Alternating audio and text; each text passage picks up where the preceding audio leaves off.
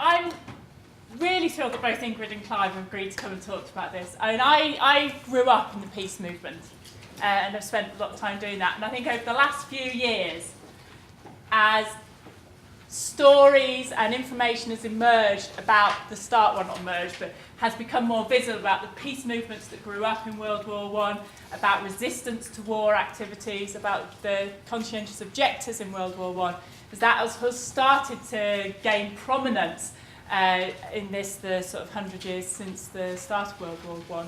It's been really interesting and really moving to find out about this history and the stories and what's gone on. It's really part of the peace history. So if you're talking about we have a culture of war and a culture of peace, this is really part of the culture of peace and how we create the stories and understand that peace is possible and that even in the midst of war, people work for peace. So both Clive and Ingrid, I know, have been speaking widely about this, and both sort of experts, and you'll see that there's a flyer for a book that Clive's written, and Ingrid's involved in organising a major conference that's coming up, and they'll both tell you more about their work. But we're really pleased, and thank you both for sort of the time to come and talk today. I'm really, really excited and really interested about that. And Clive's going to talk first about resisting war in Leeds, and then Ingrid's going to talk about Germany. They're both going to talk about for about 20 minutes, so we've got time for questions afterwards. So anything that you want to, that prompts you to think about how this relates to now, about what happened to people during World War I, then will be a chance to do that. Just before I hand over to Clive, you'll notice that we've got some of these posters up here. It's from the Northern Friends Peace Board, these posters, and they're part of an exhibition they've produced about peace posters from in the midst of war that they've produced now, so we can use those as a resource as part of how we learn and understand. So thank you very much. Clive Wright is from University of Bradford Peace Museum and Anglican Pacifist Fellowship amongst your roles, but thank you very much for coming to talk to us. Thank you.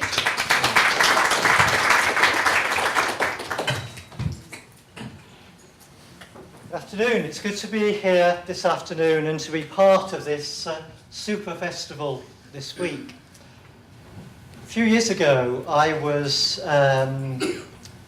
very active in the peace movement and came to the realization that the things we were saying and doing had been said and done before. There was a whole history that I'd never heard anything about of people who had been working for, campaigning for peace through years, however many years, I didn't know, beforehand. It also got me into the sense that our society was very caught up in the things of war. In fact, I grew up in a south coast city, Portsmouth, which was largely revolved around a military base and very much a military culture. And I began to realise we needed a culture of peace. So at the one hand, I was moving into a history of peace, and in another hand, looking to a sense of a culture of peace. And from that, I was involved in helping to build up a peace museum in Bradford. We've something like 6,000 items in our collection, telling peace stories, ways into peace stories from around the world and through the ages.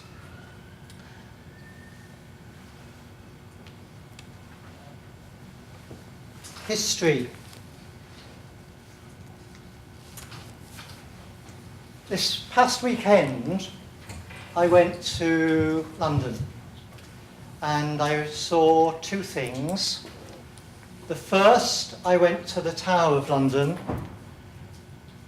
Some of the poppies have been taken away. The vast majority still remain. A whole sea of poppies around the walls, completely encircling the tower. Every poppy, 800,000 of them, standing for the life of a young British young man, probably, who was killed in the conflict in 1914, 1918. The scale of it, the sea of red, was completely mind-boggling.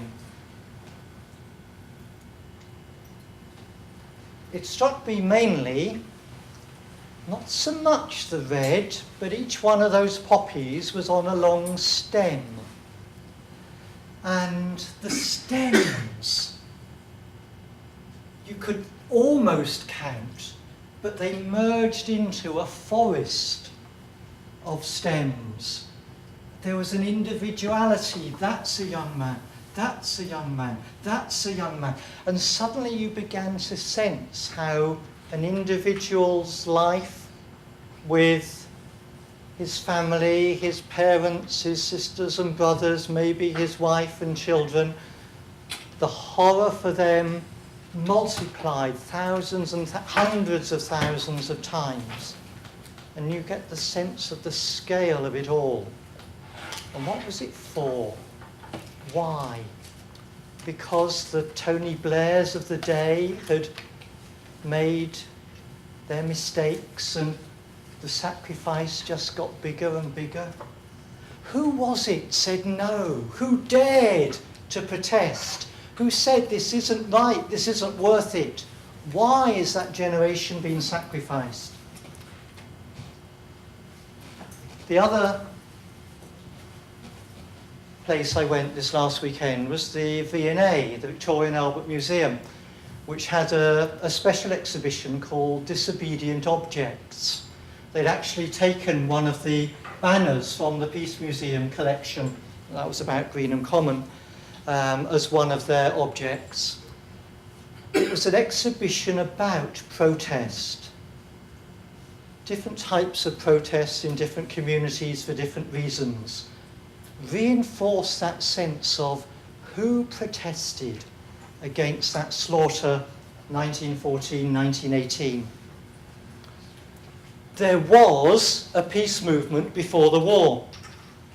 It wasn't a case that there was no foundations. There'd been an active peace movement, pretty much as we know campaign groups, since 1815, 1816, when the Peace Society was formed.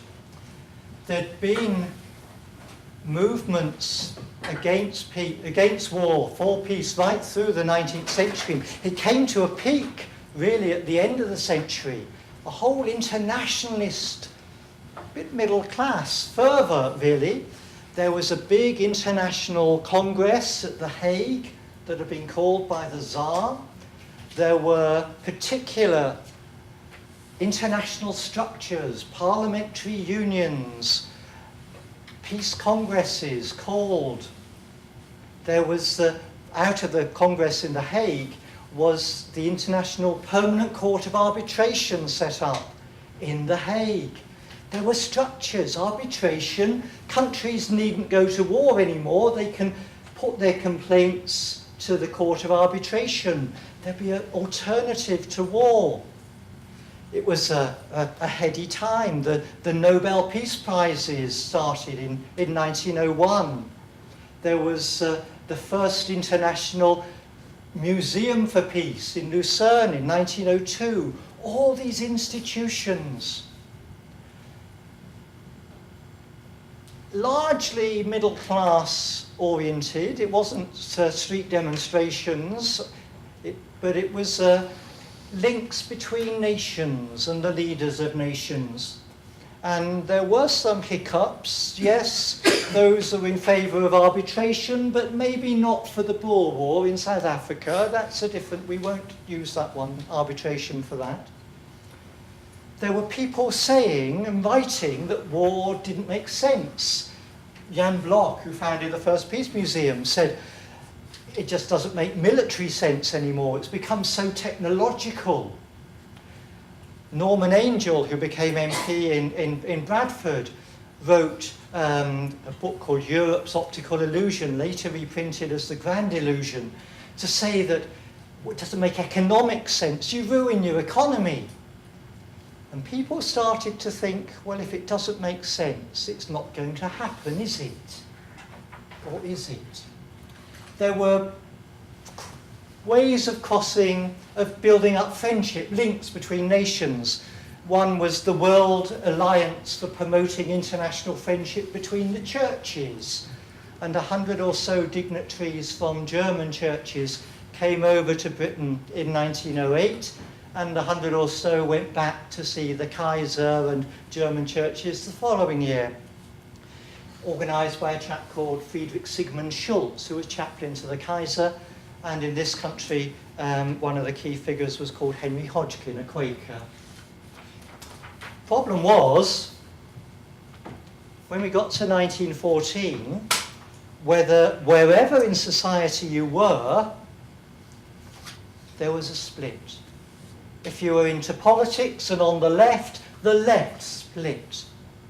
Some against the war, many supporting the war. If you're in the churches, there was a split. Some against the war, many supporting the war. If you're in the women's suffrage movement, the same applied. If you're in the peace movement itself, there was a split. Only some were against the war. Many said, well, we're going to have to tolerate it. And the peace movement split as well. So come 1914, the old certainties went. All the social movements were divided, and a new peace movement was needed. The first off the ground was called the No Conscription Fellowship. It was founded by a couple, Fenner and Lilla Brockway, in the early months of the war.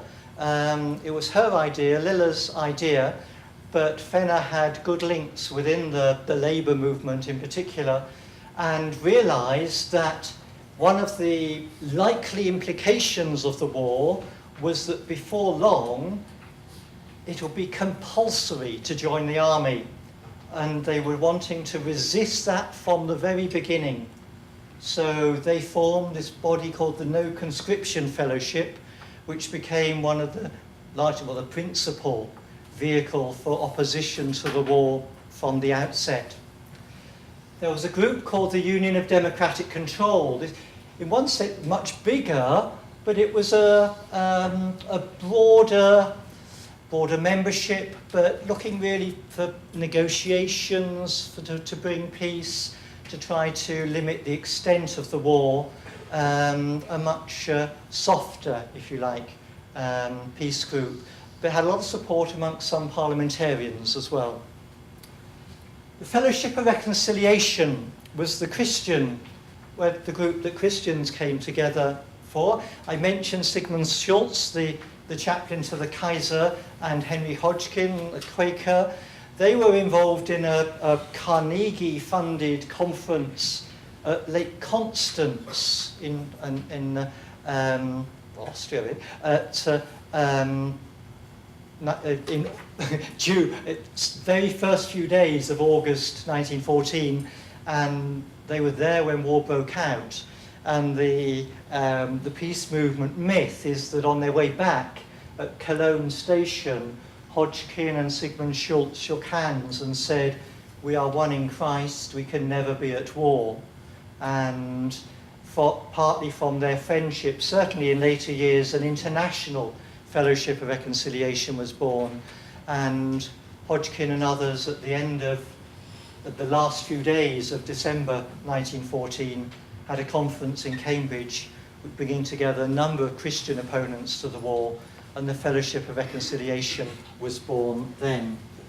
And March 1915, various strands of the women's movement internationally came together in The Hague to form the Women's International League, later known as Women's International League for Peace and Freedom.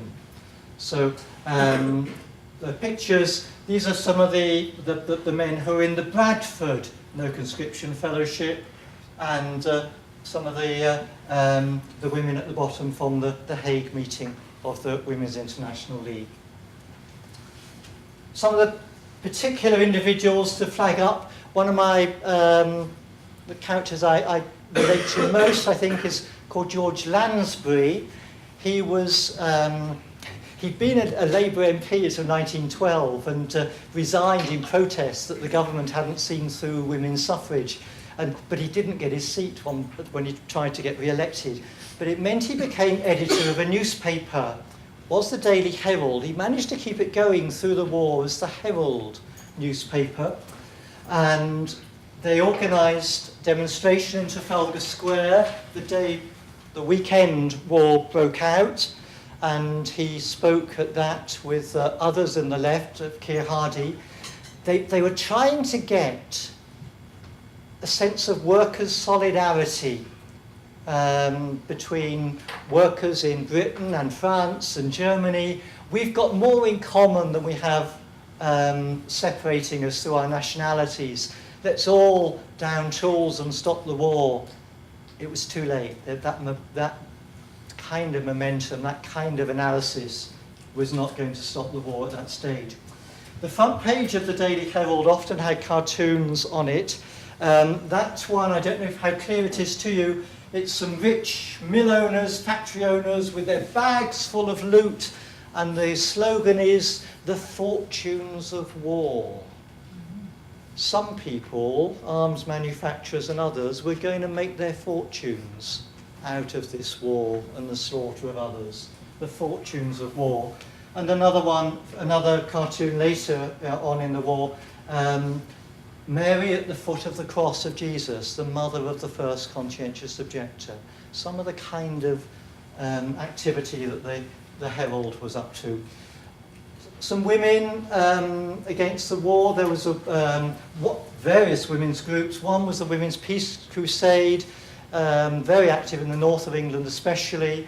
Some of the speakers, Ethel Snowdon here, was very active, going around as a speaker for the Women's Peace Crusade. For a while she lived in Leeds, and Isabella Ford on the left was a Quaker from Adel in North Leeds.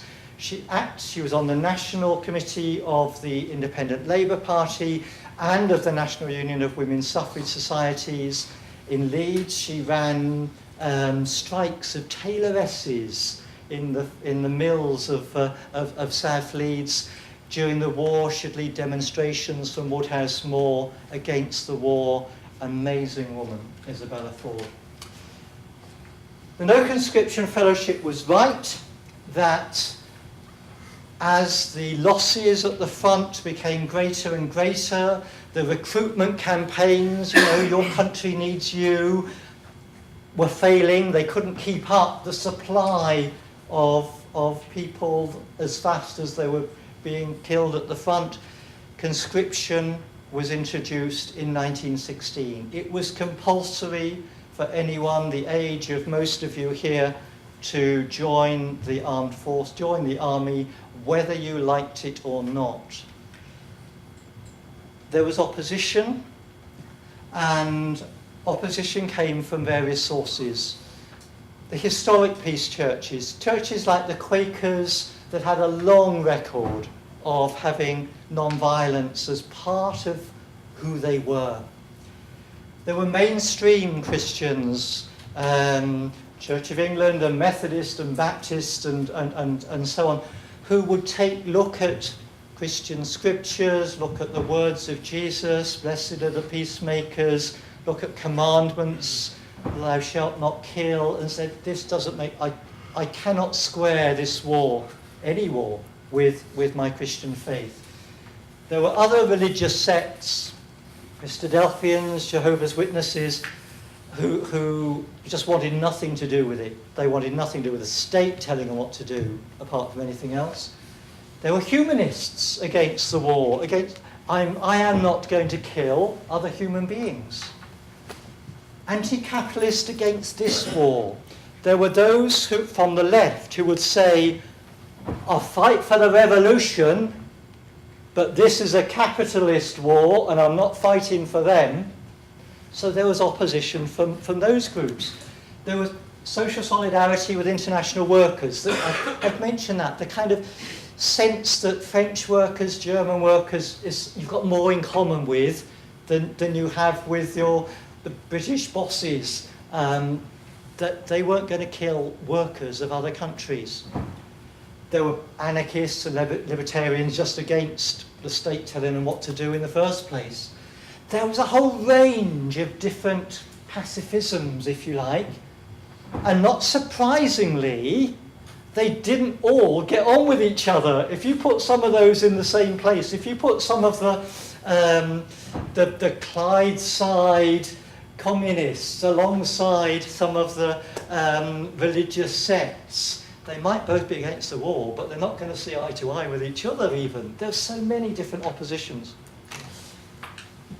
Added to which, there's different ways, different responses to conscription. Some would say, I join the army, but I won't fight. I join the non-combatant corps or the ambulance unit.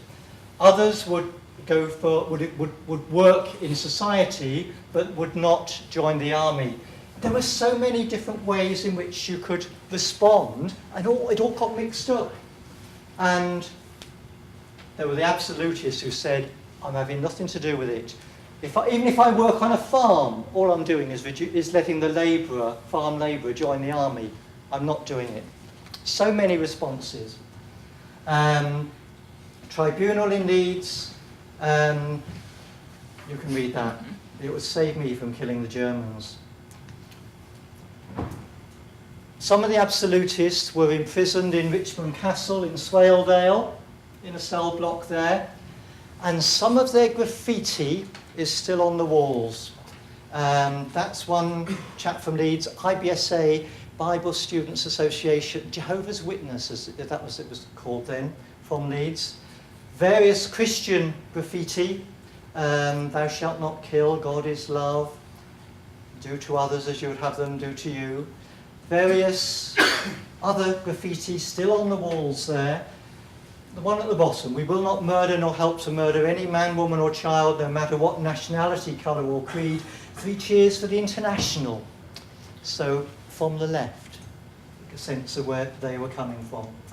And some of those who were at Richmond Castle with some others from around the country were actually taken by the army to France, tortured when they disobeyed orders, and were actually sentenced to death, commuted to 10 years penal servitude.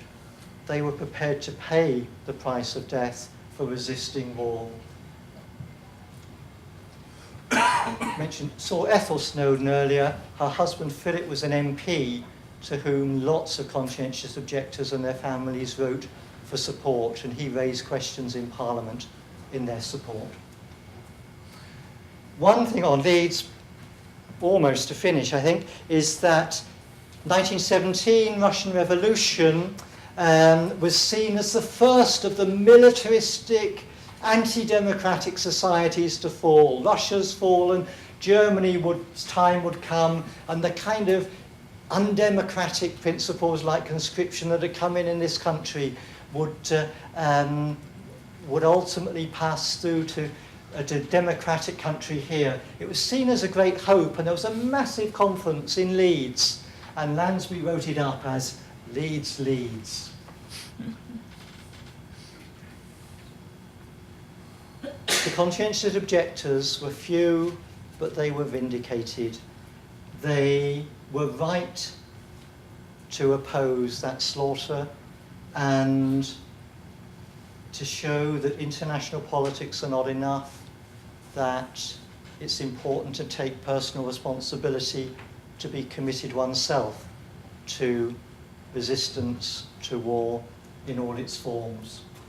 And as one of the war graves in Flanders said of all those young men whose stems and poppies were by the tower, one of the graves said he was sacrificed to the fallacy that war would end war. And if you want to know more, the book's out next week.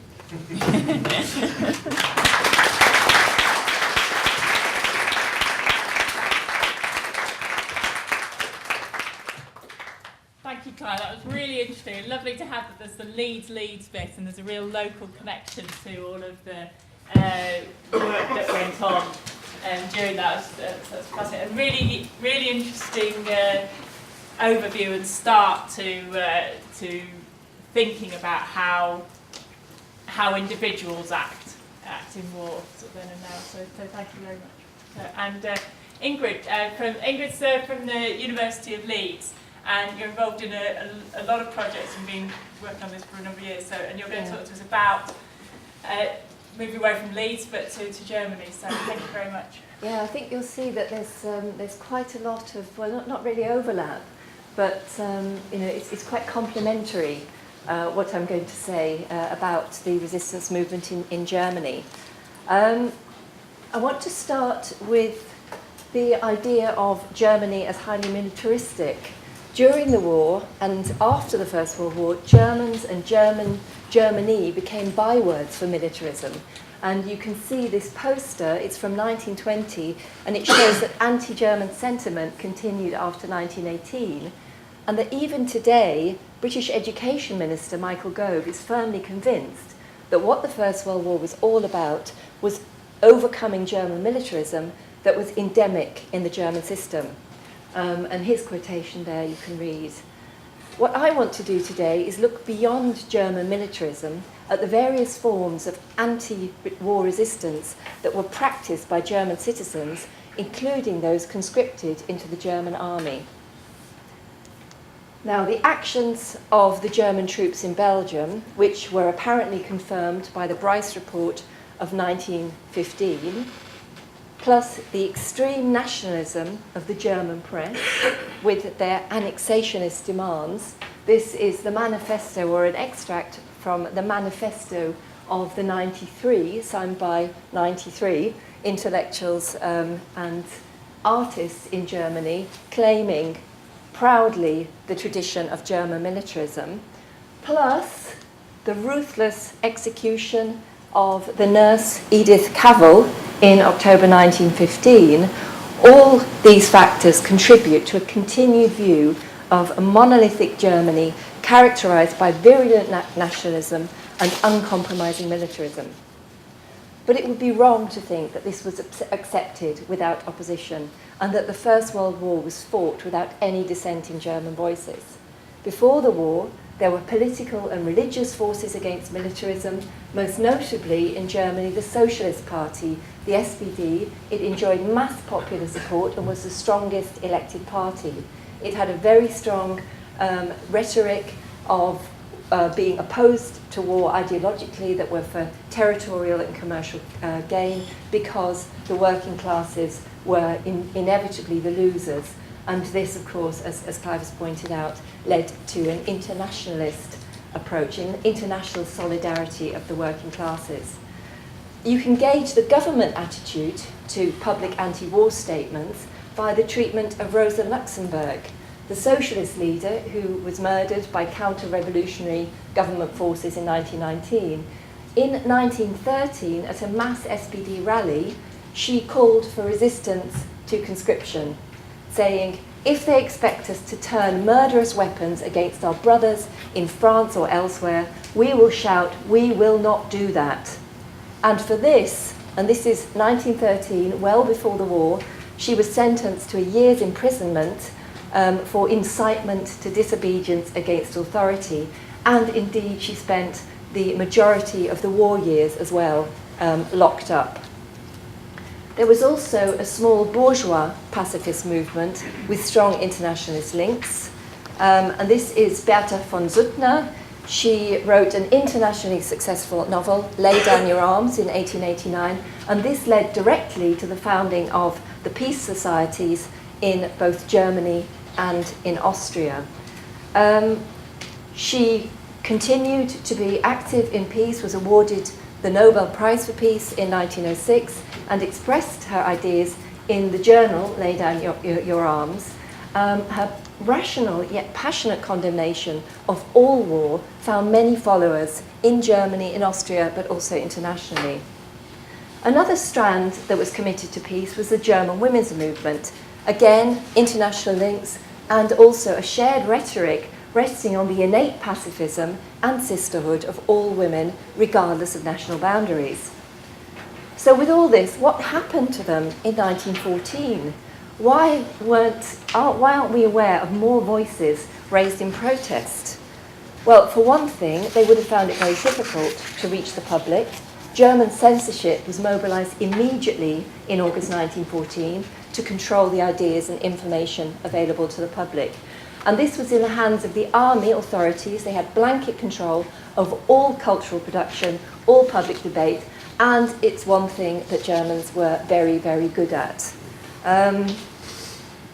During the first days of August, there were several diary entries that attest to the impossibility of expressing doubts or opposition publicly. This is leader Gustava Heymann, writing in 1941, and you'll meet her again when I look at pacifist voices, feminist voices raised against the war.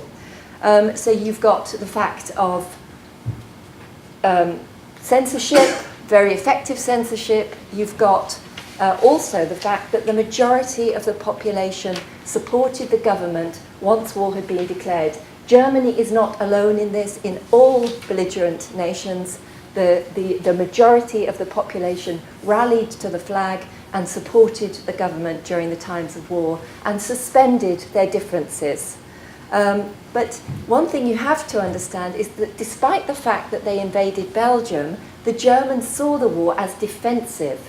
They saw that they were waging war to protect German culture against powerful enemies that were conspiring to destroy it. The press and the pulpit alike preached the doctrine of the just war and dismissed accusations of atrocities in Belgium as lies motivated by hatred and envy of German culture. And this is an example of the support that the Christian church had for actual militarism and expressing quite extreme terms. But if you think that this is one side and it's only German, I'd like to just give you an example of a British chaplain in 1916 comparing the Germans to rats carrying typhoid and therefore to be destroyed without mercy. Now, under these circumstances, even groups that were committed to peace were prepared to rally as well to support the nation. The majority SPD, the socialists, pledged support. They voted to finance the war. They abandoned their internationalism and anti-militarism. But there was a small radical group within the SPD around Karl Liebknecht, and he formed the Internationale Gruppe, the international group, which later became the Spartacus League. The German Peace Society cooperated with the government. At no stage did they consider calling for men to refuse to serve or strike against the war.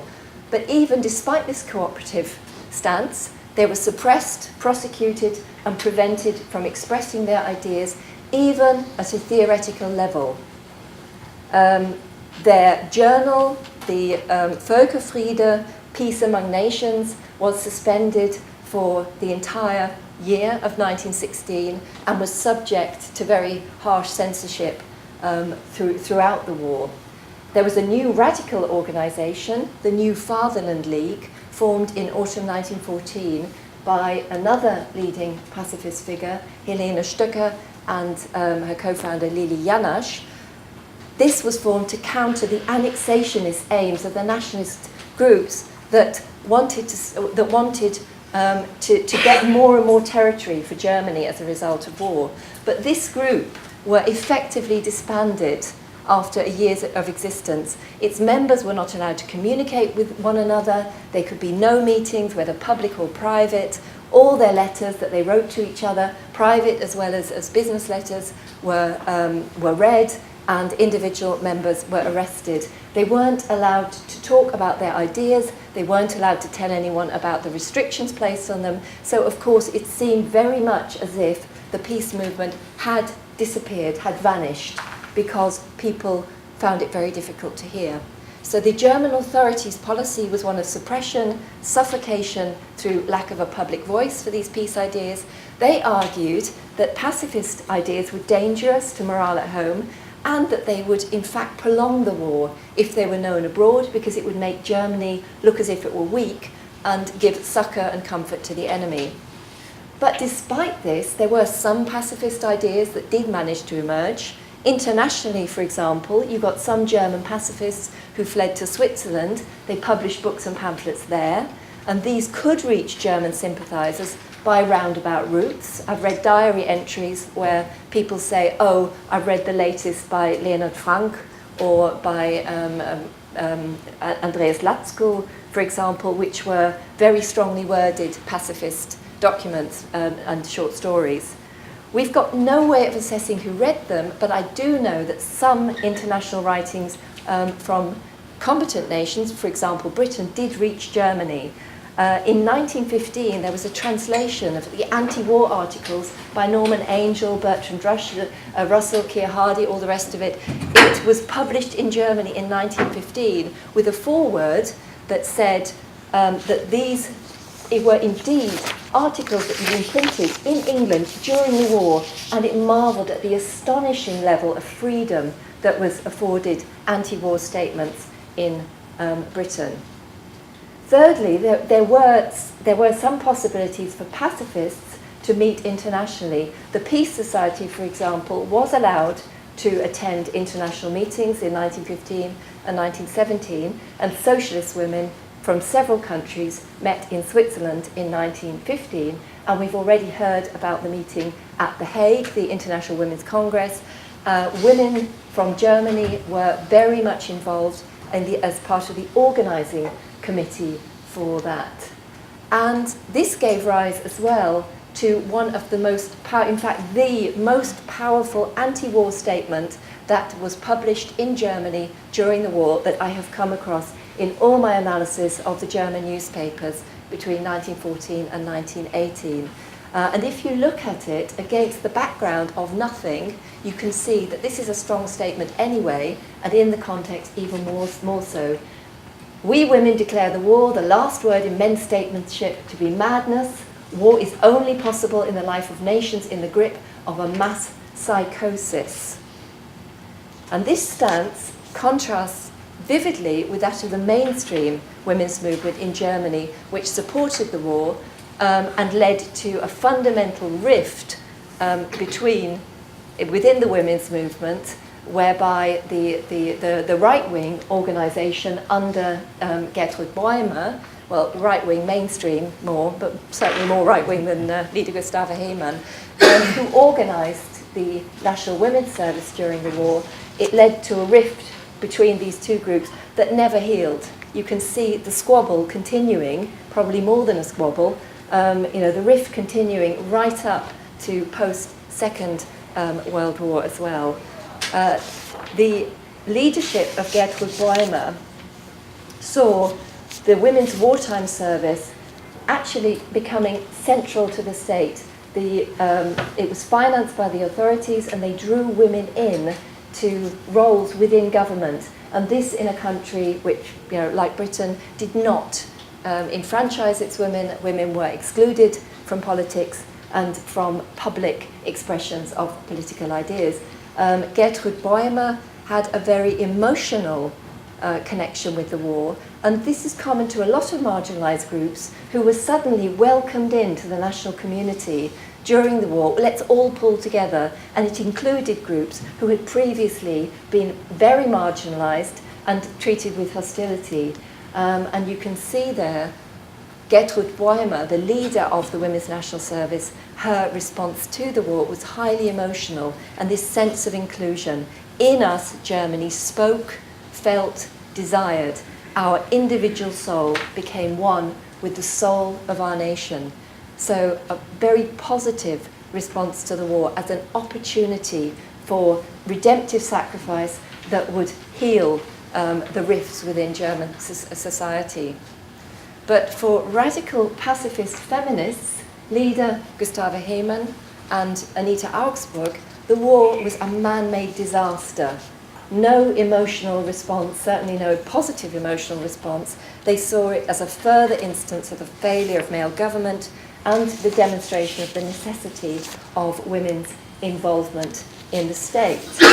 That they saw the male principle as aggressive and confrontational, and this contrasted with women's innate commitment to and natural affinity with peace. Women nurture and want to build up and create. Men just want to go out and kill things in their analysis. Now, there were other forms of anti-war protest too, ranging from bread riots, at which crowds of mainly working-class women protested against the effects of the starvation blockade imposed by the Allies, and they demanded peace and bread. This unrest was even more strong after the Russian revolutions in 1917. And Benjamin Ziemann, who writes on German pacifism during this time, has shown that even within the army there is strong opposition to Prussian militarism. And I think that this is an aspect which is quite surprising, but you have to remember that Germany was a regional, a highly federal state. So you've got the Catholic farmers down in Bavaria who had absolutely nothing in common, they felt, with the Prussian militarists, the stiff Prussian Protestants, who were a byword for bureaucracy and militarisms that were up in the north of Germany.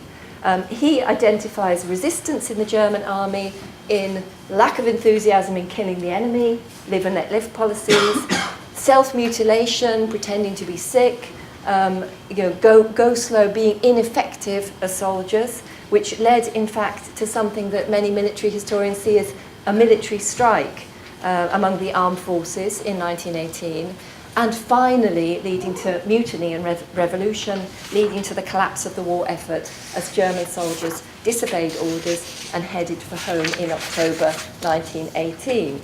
And this is shown very clearly in the posthumously published war memoirs of a soldier from the disputed Alsace region of Germany. Now, Alsace, sometimes French, sometimes German, they had difficulties with their identity anyway. And if you read this account, which is available now in English, the Kaiser's reluctant conscript, you will see the account of Dominic Richard, who claims to have resisted the brutality of war. And he says, he's a pretty effective soldier, but he's neither suicidal nor deluded. So when he's faced with crossing the Russian river Dniester under heavy Russian fire, certain death, drowning or shooting, take your choice, he determines that he will wriggle out of it rather than die what he calls the much praised hero's death. Hero's death, he says, what a lie. I've been through so much, but among 1,000 men, I've barely found even a single hero. And this contrasts with the official view of the plucky fighting spirit of the troops, who the closer they get to the front line, the more they want to actually fight the enemy. And without exception, you can see Dominic Richard displaying all the strategies of resistance in one person that Benjamin Ziemann identified for a whole army. He feigns toothache on several occasions. He sabotages his machine gun with sand. He gets lost. He gets drunk. And finally, he deserts to the enemy lines and finds the French side of his national identity fits in very nicely there. Now, I want to talk about something that's very little known and very little research, and that's conscientious objectors in Germany. There's absolutely no provision in German conscription laws for exemption, but even still, there were cases of conscientious objection. Mostly, these were religious, very small sects. There were Mennonites, Jehovah's Witnesses, and Adventists, who were often informally accommodated in non-combatant roles. So long as they shut up about their principles, they were allowed to not bear arms and sweep up or do other things behind the lines. And it's such tiny numbers, it didn't really matter. But if they started talking about their position, they tended to be slapped into mental asylums, and you can't find references to conscientious objectors unless you look in medical journals, in fact. They were committed for psychiatric assessment, and this is one way of discrediting their position, because even if they're released, well, they have the taint of lunacy about them, so no one's going to listen to what they say. An alternative, of course, is shooting them for desertion, but the Germans weren't as enthusiastic about killing their own men as the Brits were. We killed 300 to the Germans 58, and theirs was a much bigger army.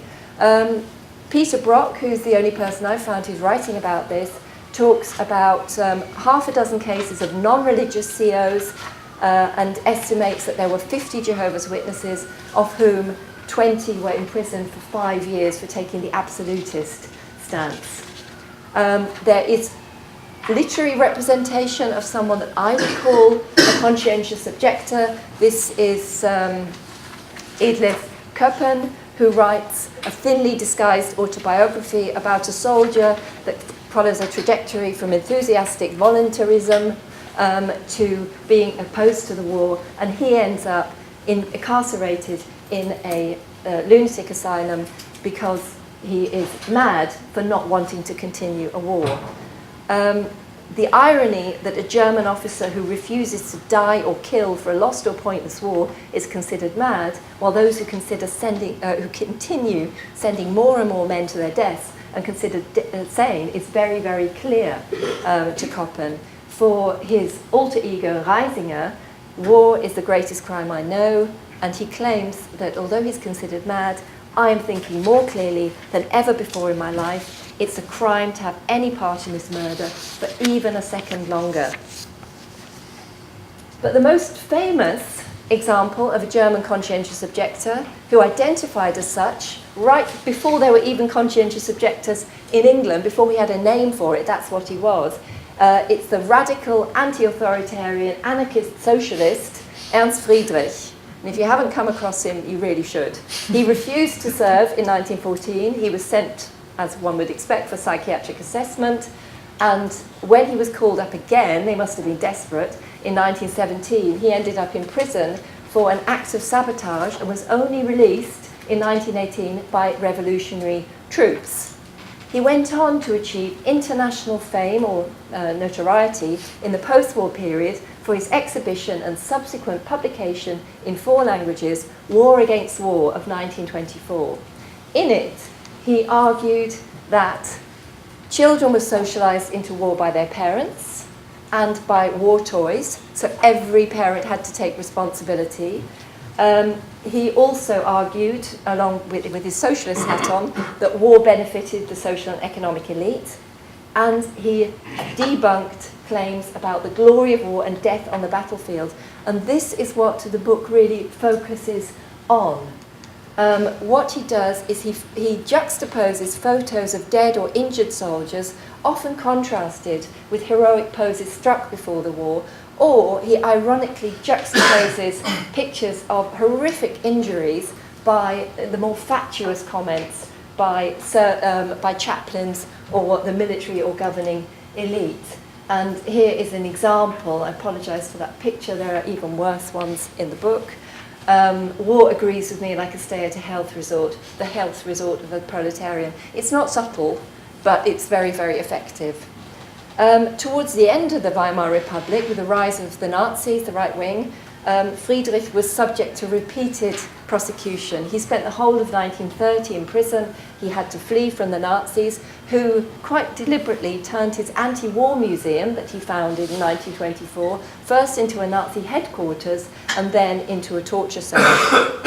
Now, as well as these public forms of protest, there were other much more intimate ways of opposing the war, and many of these are stories that we can never know. But one example that we know something, but certainly not everything about, is Clara Haber, who was born Clara Immerwahr. It's suggested that she, a chemist herself, shot herself when she failed to persuade her husband, who's the chemist Fritz Haber, to stop developing poison gas as a weapon of war. He refused to stop, and on the day of her death, he went off and he continued his experiments with using gas on the front line. So we can see that although pacifist, anti-war voices were effectively suppressed by military censorship, and that those working for peace were isolated, persecuted, and imprisoned, they were not completely silenced, nor was agitation for peace suspended entirely in Germany, 1914 to 1918. As a defeated nation, Germany found it hard to resist the moral charges against her in the aftermath of war. Germany was excluded from international organisations, and Germans were treated as pariahs on the international scene. The suppressed voices of the peace movement took on a new importance during this period, breaking the impression of a monolithic Prussian militarism and showing the possibility of German moral courage, and by doing so it helped to overcome overwhelming international antipathy to the entire German nation. Remember that Germany was blamed for the war and all its consequences during that period. After the war, there was a very strong anti-war movement in Germany, and these were directly influenced by the British conscientious objectors. These groups included veteran groups that worked for reconciliation with their counterparts in France. Via membership of these groups, German reintegration into the international scene happened long before it was officially allowed to happen, through allowing Germany to join the League of Nations in 1926. Awareness of these forms of resistance and of the enormous difficulties that anti-war activists had in reaching the public make an important contribution to the understanding of the First World War and Germany's response to it in these centenary years. The German government effectively silenced voices for peace between 1914 and 1918, and the Nazis silenced them again after 1933, which is all the more reason why I'm very happy to be invited to talk to you today about German anti-militarism and anti-war voices as we mark the centenary 2014 to 18. Thank you.